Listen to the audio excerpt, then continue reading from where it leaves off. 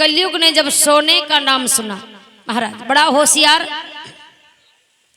तुरंत दिमाग लगाया और सोने का मुकुट पहने थे कौन? राजा परीक्षित। और जब सोने का स्थान दिया तो कलयुग ने विचार किया कि इससे अच्छा मौका दोबारा नहीं मिलेगा। तुरंत ही कलयुग ने आज राजा परीक्षित के मुकुट के ऊपर अपने आप को समाहित कर लिया, समा गया। अब तो राजा परीक्षित के जैसे ही मुकुट के ऊपर कलयुग सवार हो गया तो राजा परीक्षित अपने आप को भुला बैठे, सब कुछ भूल गए कि मैं कौन हूँ, कहाँ से आया हूँ, क्या कर रहा हूँ, कहाँ जा रहा हूँ। अब तो जो कलयुग कहता है वही कह रहे हैं और जो कलयुग करता है वही करने लगे। कलयुग अब सर चढ़ के राजा परीक्षित के बोल रहा है। अब वहां से राजा परीक्षित चले हैं घर की तरफ, रथ में सवार हुए और जब घर की तरफ आने को चलने लगे तो महाराज रास्ते में एक आश्रम मिला। किसका? समीक महात्मा का।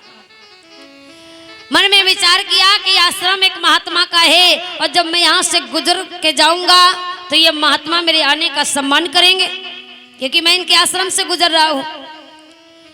लेकिन महात्मा जो समीक थे वो भगवान की भक्ति में लीन थे, आंखें बंद थी, दिमाग नहीं रहा कि मेरे दरवाजे पर मेरे आश्रम से कौन गुजर रहा है, मैं किसका सम्मान करूं। क्योंकि महाराज जब आंखें बंद हैं तो किसको देखे, सम्मान नहीं किया। और जब सम्मान नहीं हुआ राजा परीक्षित का तो राजा को बड़ा क्रोध आया। क्यों? क्योंकि विचार किया कि मैं इतना बड़ा धनवान राजा हूं और राजा ये नहीं एक अच्छा इंसान हूं, कभी मैंने किसी के बारे में बुरा नहीं सोचा, अच्छा व्यक्ति हूं, मैं धनवान भी हूं, मेरे जीवन में कोई कमी भी नहीं है, फिर भी इन महात्मा ने मेरे आने का सम्मान नहीं किया, ये ठीक नहीं हुआ। और जिस महात्मा ने मेरा अपमान किया है मैं अपने अपमान का बदला जरूर लूंगा। और महाराज ये सारी भावनाएं कौन सुना रहा है? कलयुग करा रहा है। और अपमान का बदला आज इनके अंदर जागृत हुआ। और जब समीक महात्मा के पास पहुंचे हैं तो आंखें बंद हैं और जब आंखों को बंद पाया तो राजा परीक्षित ने और भी ज्यादा क्रोध आया। विचार किया कि मेरे आते देख करके इन महात्मा ने अपनी आंखों को भी बंद कर लिया, इतना बड़ा अपमान।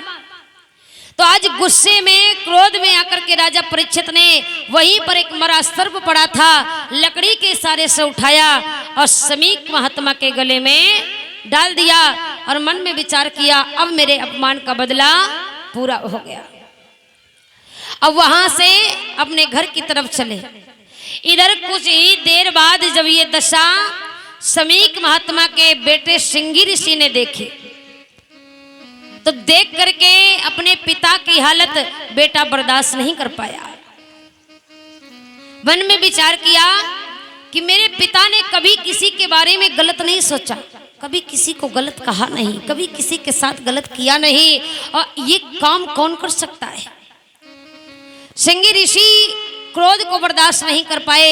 क्रोध में आकर के एक बात कह डाली कि जिसने भी मेरे पिता के गले में मरा हुआ सर्प डाला है, इतना बड़ा अपमान किया है, मैं भी उसे श्राप देता हूँ कि वह 7वें रोज उसे तक्षक नाग डस ले और उसकी मृत्यु हो जाए। महाराज जैसे ये श्राप दिया, ये श्राप जाकर के लगा है राजा परीक्षित के जीवन में। और जब राजा परीक्षित ने घर में जाकर के मुकुट को जैसे ही उतारा है तो आज सारी बात का ज्ञान हो गया कि मेरे इन हाथों से एक महात्मा का अपमान हो गया। राजा परीक्षित को इस बात का कष्ट नहीं कि मेरा जीवन अब शेष 7 दिन का है, उन्हें कष्ट इस बात का हुआ कि मैंने जीवन में जितना भी पुण्य कमाया आज मैंने एक पल में ही सारा पुण्य गंवा दिया, मैंने एक महात्मा का अपमान कर दिया। जीवन में ऐसी भूल मैं कभी कैसे कर सकता हूं।